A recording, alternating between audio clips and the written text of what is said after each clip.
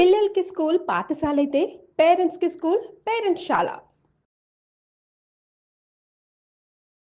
నమస్తే రమగారు. నమస్తే చే రమగారు, ఇవాళ రేపు చూసుకుంటే మ్. ఎక్కువగా భార్యాభర్తలు విడిపోతున్న సంఖ్య ఎక్కువగా కనిపిస్తుంది. అంటే కారణం ఏదైనా కావచ్చు, మనం చిన్నగా అనుకోవచ్చు, పెద్దగా అనుకోవచ్చు, వారికే తెలుస్తుంది ఆ విషయం. కాపురాలు కూలిపోతున్నాయి ఒక రకంగా చెప్పాలి అంటే, రకరకాల కారణాలు. కానీ ఇదే కంటిన్యూ అవుతూ అవుతూ ఉంటే నెక్స్ట్ జనరేషన్కి మనం ఏమి ఇస్తాం? అంటే మన సంస్కృతి సాంప్రదాయం ఇవి కూడా ఒకసారి ఆలోచించుకోవాలి కదా. అంటే వాటినే పట్టుకొని వేలాడాలి అని కాదు, కానీ మన కల్చర్ని మనం ముందుకు తీసుకెళ్ళాలి కదా రమ్మగారు. అంటే పెరుగుదల పిల్లల ఎదుగుదలలో వస్తున్న సమస్యలే చేయ ఇవి. బ్యాక్గ్రౌండ్స్ వాళ్ళదో రకం వీళ్ళదో రకం, వాళ్ళ ఐడియాలజీ వేరు వీళ్ళ ఐడియాలజీ వేరు. పైగా ఏదైనా తేడా వస్తే డివోర్స్ తీసుకుంటాం అనేది ఒక క్యాజువల్ విషయం అయిపోయింది. అసలు తేడా ఎందుకు రావాలి? ఒకవేళ తేడా ఉన్నా ఒకళ్ళతో ఒకళ్ళు ఎందుకు సర్దుకోకూడదు? ఎందుకు ప్రతి వాళ్ళు సెల్ఫ్కి పెద్ద పీట వేయటం చాలా పెద్ద సమస్య. మగపిల్లలు వాళ్ళ ఐడియాలజీ, వాళ్ళ పార్టీలు, వాళ్ళ ఫ్రెండ్స్, వాళ్ళ అలవాట్లు, వాళ్ళ బిహేవియరు, వాళ్ళు ఏ ఏ పద్ధతిలో ఉండేవాళ్ళు అవి, లేదా ప్రతిదీ అమ్మకి షేర్ చేయటం, తల్లి అడుగుజాడల్లోనే తన జీవితం నడవాలని భావించటం, లేదా స్నేహితులు అడుగుజాడల్లో నడిపించాలని. పెళ్లి చేసుకున్న అమ్మాయికి ఏ ఇంపార్టెన్స్ లేదు, నా ఐడియాలజీ నీకోసం నేనెందుకు సర్దుకోవాలి అనే ధోరణి మగపిల్లలది. ఆడపిల్లలు ఏవో కలలు ఊహలు ఉద్దేశాలు తోటి ఉంటారు. అన్నీ తమ అనుకున్నట్టుగానే తమ జీవితంలో వచ్చిన వస్తువు కొన్నా తమ ఇంట్లో తమ ఐడియానే నడవాలనే భావించేది ఆడపిల్లలది, అమ్మాయిల ధోరణి.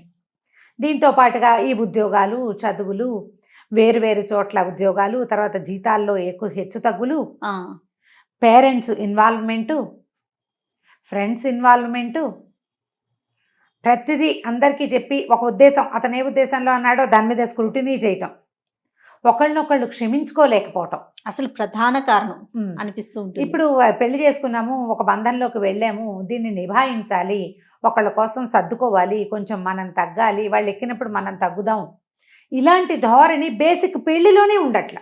పెళ్లి దగ్గర నుంచి మొదలవుతుంది అంటారా? అప్పుడే ఉండటం లేదు. నీకు మాట్లాడేందుకు చాలా అవకాశం ఉంటే కొంతమంది ఒక్కొక్కళ్ళు ఏం చేస్తున్నారంటే, నా దగ్గర కేసులు వస్తున్నాయి కాబట్టి ఈ పాయింట్లు కొన్ని చెప్తున్నాను.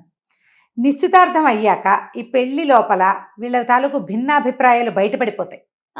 కొన్ని కుటుంబాల్లో ఏమంటారంటే, ఫలానా రోజు పెళ్ళి, ముందు రోజు రాత్రి దాకా టైం తీసుకో, ఆలోచించు, మాట్లాడు, తెలుసుకో, నీకు నచ్చకపోతే పెళ్ళికి ఒక రోజు ముందు నువ్వు చెప్పినా నేను క్యాన్సిల్ చేసేస్తా. పేరెంట్స్ ఇట్లా చెప్తున్నారు, నేను నా చెవులతోటి విన్నా ఈ మాటలు. కానీ పెళ్ళి అయ్యాక దాన్ని నిభాయించాలి అని చెప్తారు పేరెంట్స్. కొంతమంది వీళ్ళు ఆలోచించుకుని మాట్లాడుకుని డ్రాప్ అయిపోయిన వాళ్ళు డ్రాప్ అయిపోతున్నారు, ముందుకెళ్ళిన వాళ్ళు వెళ్తారు. ఇంకొంతమంది ఉంటారు, మొదటి రోజు నుంచి అతను వేరు మనం వేరు అని తెలుస్తూనే ఉంటుంది. పేరెంట్స్ ఫీల్ అవుతారని, డబ్బులు ఖర్చు పెట్టేశామని, కార్లు వేయించేసామని, చూద్దాంలే అని, అందరికి చూద్దాంలే అని, పెళ్ళైతే సర్దుకుంటుందని ఎవరికో చెప్తారు. నాబోటి పెద్దమ్మకి పని పాటలేని వాళ్ళకి, వీళ్ళేమో పెళ్ళయ్యాక అన్నీ సర్దుకుంటాయంటారు. పెళ్ళయ్యాక సర్దుకోవట్లే ఇప్పుడు. ఎందుకంటే ఎవరి కోసమైనా సర్దుకోవటము, ఏదైనా సహించటము అనేది అసలు ఇప్పుడు మన చరిత్రలో లేకుండా పోయింది జయ. అలా ఒకటి ఉంటుందని కూడా తెలియట్లేదు జయ. ఇప్పుడు నేను చెప్తానా ఒక ఇంపార్టెంట్ మ్యాటర్ ఒకటి ఇక్కడ చెప్పాలి. ఏదైనా ఒక వీడియో యూట్యూబ్లోనో ఫేస్బుక్లోనో వచ్చిందనుకో, నీకు నచ్చకపోతే నువ్వు దాన్ని తీసేయచ్చు, మన చేతుల్లో ఉంటుంది. కానీ బ్యాడ్ కామెంట్స్ పెడతారు కొంతమంది, చూసావా? వచ్చావా అంటారు, నువ్వు సోది చెప్తున్నావు, నువ్వు సొల్లు చెప్తున్నావు. నిజంగా అందులో విషయం ఉందా లేదో కూడా తెలీదు. అవతల వాళ్ళు, మిగిలిన వాళ్ళంతా అన్ని మంచి కామెంట్లు ఉంటాయి, వీళ్ళు ఒక్కళ్ళు ఒక నెగిటివ్ కామెంట్ పెడతారు. నువ్వు గమనించు. నేను నా సంగతి చెప్పట్లా, జనరల్గా నేను చూస్తూ ఉంటాను, ఇవి కనపడుతూ ఉంటాయి. ఎందుకు ఈ నెగిటివ్ కామెంట్ పెడతారు వాళ్ళు? ఎందుకు సర్దుకోలేకపోతారు? అందరికీ నచ్చింది, నాకు నచ్చంతనాన్ని నేను చెప్పేయాల్సిందే, నేను అనేయాల్సిందే, ఏమైనా సరే నాలో ఉన్న చేదుని నేను బయట పెట్టాల్సిందే. ఇది మాస్ మనస్తత్వంగా ఉంది ఈ రోజున. జనాలు ఫోన్లో అయినా కావచ్చు, నిజ జీవితంలో అయినా కావచ్చు. ఇంకా నేను అనుకుంటూ ఉంటాను, ఒక్కొక్కసారి కామెంట్ అన్న మాట ఆ టాపిక్ వచ్చింది కాబట్టి మనకి కనిపించరు, కాబట్టి ఇంకా మనం కనిపించం కాబట్టి వాళ్ళ ఇష్టం వచ్చింది ఒక్కొక్కరు ఒక్కొక్క అభిప్రాయాన్ని వెలిబుచ్చుతారు, కానీ గుడ్ గా. వీళ్ళు ఇలాంటి మనస్తత్వం ఉన్న వాళ్ళు ఏం చేస్తున్నారో చెప్తాను నేను. పెళ్ళిళ్ళు కుదిరిపోతాయా, అప్పుడేం మాట్లాడరు జయ. పెళ్ళి అయిపోయాక అబ్బాయికి ఇచ్చారు, వాళ్ళ ఫ్యామిలీ ఇది అంటారు. నువ్వు గమనించు, పెళ్ళి అయిపోయాకే ఫ్యామిలీ తాలూకు చెడులు ఆడపిల్లలకు కానీ మగపిల్లలకు కానీ తెలుస్తున్నాయి. అవునవును. వీళ్ళు ముందు నుంచి ఇంతే అంటారు చుట్టాలయ్యాక. నువ్వు ముందే చెప్పి తగలబడకూడదు, అది చెప్పరు. పోని ఆ చేదుని నువ్వు దాచుకున్నావా, పోని పెళ్ళయింది కదా మనకెందుకో నూరుకోరు. ఇదే మనస్తత్వం అన్నమాట. మనకు అవసరం లేదు, నీకు నచ్చకపోతే పక్కకెళ్తావు అన్న ధోరణి ఉండటల్లా. పెళ్ళి అయ్యాక ఒక పెళ్లి సంబంధం కుదిరింది. పెళ్లిలో ఆయన పిల్లాడి తండ్రి తాలూకు అన్నదమ్ములు వాళ్ళు ఎవరు రాలా, కజిన్స్ తక్కువ ఉన్నారు. ఏమిటి ఇది అని వాళ్ళలో వాళ్ళు కొంతమంది మాట్లాడుకుంటే ఏమో మీరు ఎట్టిస్తున్నారో కానీ వీళ్ళకి ముందు నుంచి లేవు.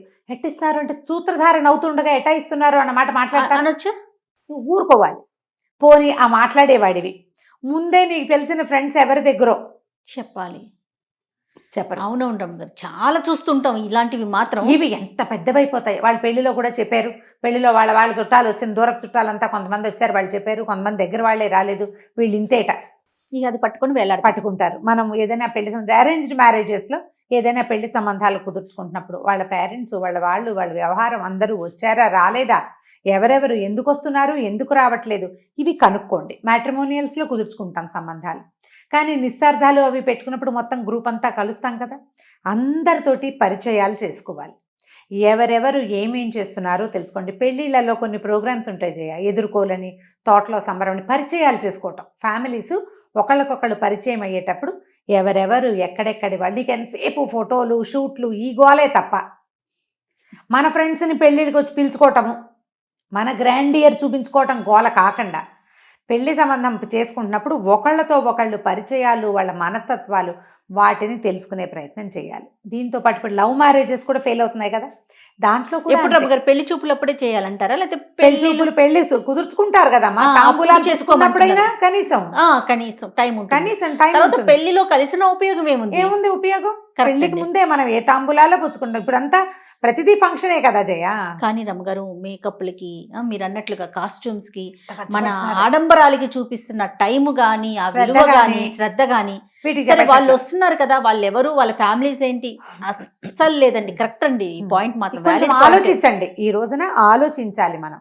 రెండోది, లవ్ మ్యారేజెస్ లో ఎంతసేపు అబ్బాయి వాడు చూపించే హంగు, లేదా అమ్మాయి అది చూపించే వ్యవహారం తప్ప వాళ్ళ ఫ్యామిలీ వీళ్ళ ఫ్యామిలీ చేసుకోరు. పెళ్లి చేసుకుంటారు. తర్వాత వాళ్ళ ఇంట్లో వీళ్ళు ఇమడలేరు, వీళ్ళ ఇంట్లో వాళ్ళు అడ్జస్ట్ కాలేరు, ఒకళ్ళతో ఒకళ్ళు కూడా అడ్జస్ట్ కాలేరు. ఎందుకంటే ఈ స్నేహాలప్పుడు మనం కొన్నే చూపిస్తాం ఎదురుకుండా వాళ్ళకి. మన దైనందిన జీవితము, వాళ్ళ పంధా పద్ధతి ఏమీ తెలియదు.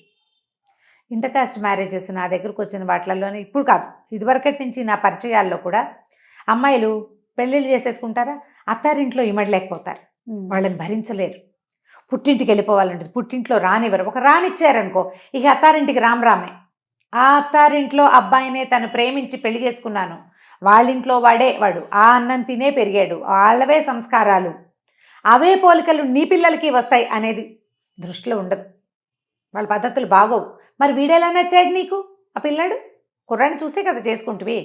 7-10 సంవత్సరాల స్నేహం, ప్రేమ, పెళ్ళి, తర్వాత వాళ్ళ మొహం గిట్టదు, వాళ్ళ పిచ్చి పద్ధతులు.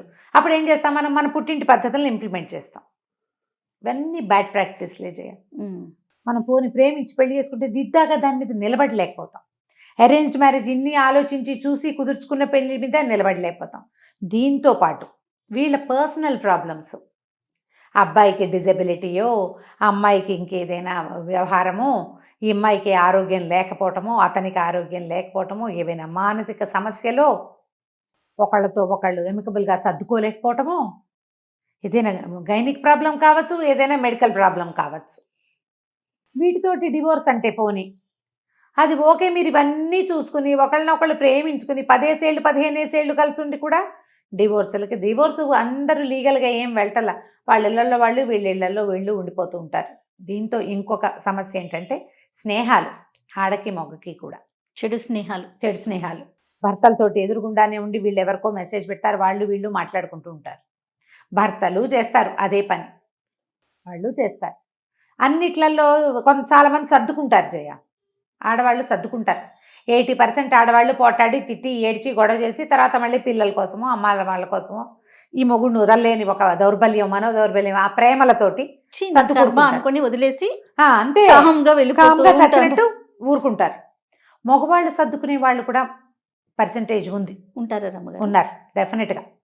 ఆడవాళ్ళల్లో ఉన్న ఇలాంటి పంథ ఏదైనా ఉంటే సర్దుకుంటారు, బయటకు కూడా రాదు, కలిసే ఉంటారు. ఎట్లాగొట్లా ఒక మాదిరిగా కలుపుకుని అట్లా అట్లా బండి నడిపించుకుంటూ ఉంటారు.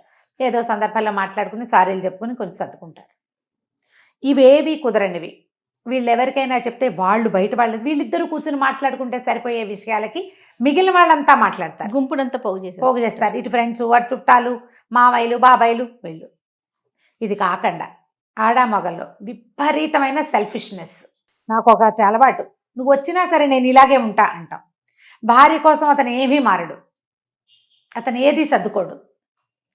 నేను ముందు నుంచి ఇలాగే ఉన్నా, నేను ఇలాగే ఉంటానంటాడు. ఇది ఒక బ్యాడ్ ప్రాక్టీస్. నువ్వు పెళ్లి చేసుకున్నావు, ఒక కొత్త వ్యక్తిని తెచ్చావు, ఉత్తిగా వ్యక్తిగా ఉండిపోదు కదా, అదే నీ జీవితం కాదు. రేపొద్దున నీకు పిల్లలు పుడితే ఆ పిల్లలు నీ ఇల్లు వాకిలి నీ సంసారాన్ని ముందుకు తీసుకెళ్తుంది కాదు. ఆడపిల్లల కోసం మగవాళ్ళు తగ్గిన సంసారాలు ఎక్కువ కాలం నిలబడతాయి. కొంచెం తగ్గాలి, బాగా తగ్గమని నేను చెప్పటం లేదు, అది కరెక్ట్ కాదు, అది మ్యాచింగ్ కూడా కుదరదు. ఇప్పుడు అమ్మాయి ఇక్కడ, అబ్బాయి ఇంత పొడుగున్నారనుకో, ఈ అమ్మాయి కొంచెం కాళ్ళు ఎత్తాలి, అబ్బాయి కొంచెం తలదించాలి కదా, అప్పుడు కదా ఇవి రెండు కలిసి మొహాలు కలవాలంటే ఏం చేయాలి? ఒకళ్ళ మొహాల్లో ఒకళ్ళు చూసుకోవాలంటే వాడు తలకాయ దించాలి, ఈ పిల్ల కొంచెం కాళ్ళు పైకెత్తాలి. ఇది తప్పదు కదా. మొత్తం వ్యవహారం అంతా దీంట్లోనే ఉంది, వాడు వంగటంలో, ఈ అమ్మాయి సాగటంలో. లేదా ఆడపిల్లే మంచి తెలివైందనుకో, అబ్బాయి కొంచెం సామాన్యమైన వాడు, ఈ అమ్మాయి తగ్గి మొగుడితోటి అమికబుల్గా సర్దుకుంటే తెలివి తక్కువ వాళ్ళు. వీళ్ళలో ఏంటంటే కొంచెం పెంపకాల్లో లోపాలు, తల్లులు విపరీతంగా ఇన్వాల్వ్ అయిపోవటము అన్నిటికీ, ప్రతి విషయం ఆ ప్రతిదీ వాళ్ళు ఒప్పుకోవాలి. తిండి పెట్టడం దగ్గర నుంచి, ఏం వండి పెట్టారు, ఏం వేసుకుంటున్నారు, ఎవరింటికి వెళ్తున్నారు, ఎక్కడికి వెళ్తున్నారు, ఎవరిని కలుస్తున్నారు, ఇలాంటివన్నీ కూడా వీళ్ళు ఇన్వాల్వ్ అవుతారు. కొంచెం తగ్గితే వీళ్ళు కూడా బాగుంటుంది. ఎప్పుడైనా సరే పెళ్ళి అంటే అడ్జస్ట్మెంట్, దానికి వడంబడితేనే మన పెళ్ళి సజావుగా ముందుకెళ్తుంది. కొన్నాళ్ళు కలిసి ఉండి విడిపోవటానికి మనది ఇండియా కదా. పైగా పెళ్ళిళ్ళు అయిపోయి కొంతకాలం కలిసి ఉన్నాక మీ ఇద్దరికీ గుర్తులుగా కొంతమంది సంతానం మిగిలిపోతారా? ఈ పిల్లల భవిష్యత్తుని ఏం చెయ్యాలి? వాళ్ళ కోసం మేము బతుకున్నంతకాలం భరించాలా అమ్మా అని అడుగుతారు. వెంటనే ప్రశ్న అదే, భరించొద్దు, అవతల వాళ్ళతో మాట్లాడండి.